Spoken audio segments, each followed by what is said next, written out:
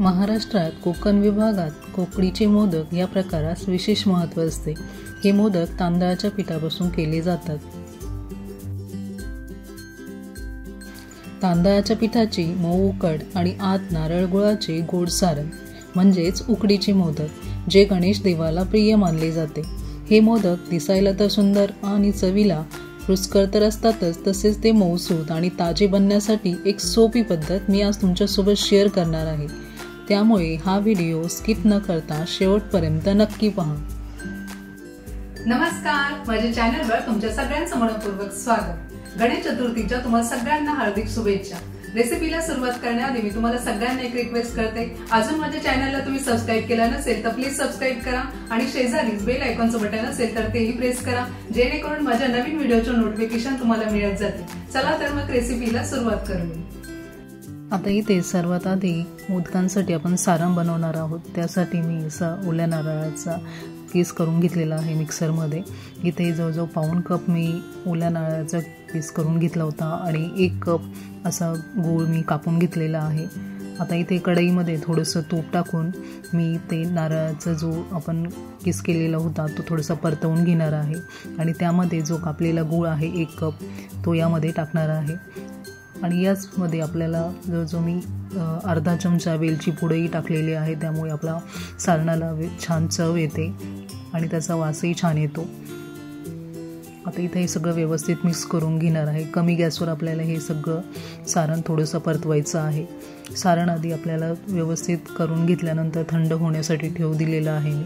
आता इथे मी त्याच कपाच्या साह्याने, ज्या कपाने गूळ आणि खोबऱ्याचा किस मी केला होता त्याच कपाच्या साह्याने 2 कप तांदळाचे पीठ घेतलेलं आहे आणि त्याच कपाच्या साह्याने मी 1 कप पाणी घेणार आहे आणि याच कपाच्या साह्याने मी 1 कप दूध घेणार आहे। त्यामुळे या उकडीला असा छान सफेद रंग येतो आणि आपली उकडसुद्धा मऊसूत होते। आता हे मी कुकरच्या भांड्यामध्येच मिक्स करणार आहे चमच्याच्या साह्याने। आता ही उकड मी खूप सोप्या पद्धतीने तुम्हाला सांगणार आहे। या पद्धतीने जर आपण उकड घेतली ना तर आपली उकडसुद्धा छान शिजते आणि आपले जास्त वेळही वाचतो या उकडीचे मोदक करण्यामुळे। त्यामुळे अशा पद्धतीने तुम्ही ही उकड नक्की ट्राय करा आणि मला कमेंट करून सांगा की तुम्हाला ही पद्धत कशी वाटली ते।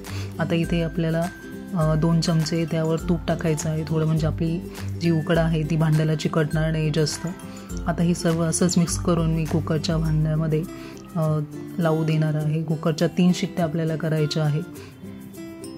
या पद्धतीमध्ये फक्त आपल्याला प्रमाण अचूक घ्यायचं आहे, म्हणजे आपली उकड व्यवस्थित होते। अशा पद्धतीने सगळं व्यवस्थित मिक्स झाल्यावर मी त्यावर झाकण ठेवलेलं आहे आणि कुकरमध्ये ठेवू दिलेलं आहे। यासोबतच तुम्ही भात वगैरे सुद्धा ठेवू शकता, म्हणजे जर तुम्हाला शिजवायचं असेल तर डाळ आणि भात असंही तुम्ही ठेवू शकता, म्हणजे आपले शिजेल। यासोबतच मी भात शिजवलं होता आणि तो डबा काढून नंतर मग खालच्या डब्यात बघा आपली उकड कशी छान शिजलेली आहे।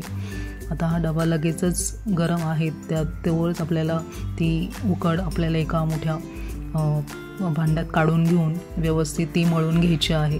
इथे मी स्मॅशरच्या साह्याने व्यवस्थित ती मोकळी केलेली आहे उकड आणि चांगलं ते पीठ मळून घेतलेलं आहे, कारण ती उकड गरम असतानाच व्यवस्थित ते पीठ मळलं गेलं तर छान मऊसूत ते मळलं जातं, त्याच्या गाठी होत नाही। इथे थोडंसं तुपाचा हात लावून मी पुन्हा ते व्यवस्थित मळून घेतलेलं आहे आणि अशा पद्धतीने आपलं पीठ छान असं मळून झालेलं आहे। अशा पद्धतीने जर आपली उकड घेतली आपण तर आपलं पिठाचा अंदाज बरोबर येतो आणि छान मोदक तयार होतात। इथे साच्यामध्ये मी थोडंसं तुपाचा हात लावून असं मोदक तयार केलेले आहे, तिथे बघू शकता तुम्ही। आतमध्ये थोडंसं पीठ टाकून मस्त त्याला कळीचा आकार येईल म्हणून असे केलेलं आहे आणि त्यामध्ये सारण भरून नंतर मोदक व्यवस्थित पॅक केलेला आहे। आणि याला जर तुम्ही तुमच्याकडे अवेलेबल असेल तर केसरसुद्धा वरती लावू शकता, त्यामुळे छान दिसतात मोदक। केसर लावणं अगदीच ऑप्शनल आहे, पण मी लावले आहे, तिथे माझ्याकडे होते अवेलेबल म्हणून। अशा पद्धतीने हे तांदळाचे मोदक खूप लवकर होतात। आता आपली उकड आपण आधीच व्यवस्थित घेतलेली आहे, त्यामुळे हे असे मोदक तयार करून फक्त नंतर आपल्याला 5 ते 7 मिनटं हे पुन्हा एकदा वाफवायचे आहे। तिथे मी चाळणीला थोडंसं तूप लावलं होतं आधी आणि त्यावर हे मोदक ठेवून मी फक्त 5 ते 7 मिनटं पुन्हा एकदा याला वाफ दिलेली आहे। या अशा पद्धतीने जर आपण उकड घेतली तर आपलं मोदक खूप छान होतात. फक्त ते प्रमाण आपल्याला योग्य घ्यावं लागतं. इथे बघू शकता 5 ते 7 मिनिटांनंतर मी गॅस बंद केलेला आहे आणि आपले छान असे मऊसूत सुंदर मोदक तयार झालेले आहेत. मोदक हा महाराष्ट्रात व दक्षिण भारतात प्रचलित असलेला गोड खाद्यपदार्थ आहे. महाराष्ट्रामध्ये विशेष पूजाप्रसंगी गणपतीला मोदकांचा नैवेद्य दाखवला जातो. या चॅनलवर मी उकडीचे पान मोदकची रेसिपीसुद्धा शेअर केलेली आहे. ते मोदकसुद्धा खूप छान लागतात चवीला आणि छानही होतात, दिसायलाही छान वाटतात. त्यामुळे ती रेसिपीसुद्धा तुम्ही या चॅनलवर बघू शकता. ही रेसिपी तुम्हाला कशी वाटली ते मला कमेंट करून नक्की सांगा आणि व्हिडिओ आवडला असेल तर एक लाईक नक्कीच करा. आणि अजून माझ्या चॅनलला तुम्ही सबस्क्राईब केले नसेल तर प्लीज चॅनलला सबस्क्राईब करा. सबस्क्राईब करणं अगदी फ्री आहे, पण माझ्यासाठी ते खूप महत्त्वाचं आहे. चला तर मग भेटूया अशाच एका नवीन आणि सोप्या रेसिपीपर्यंत.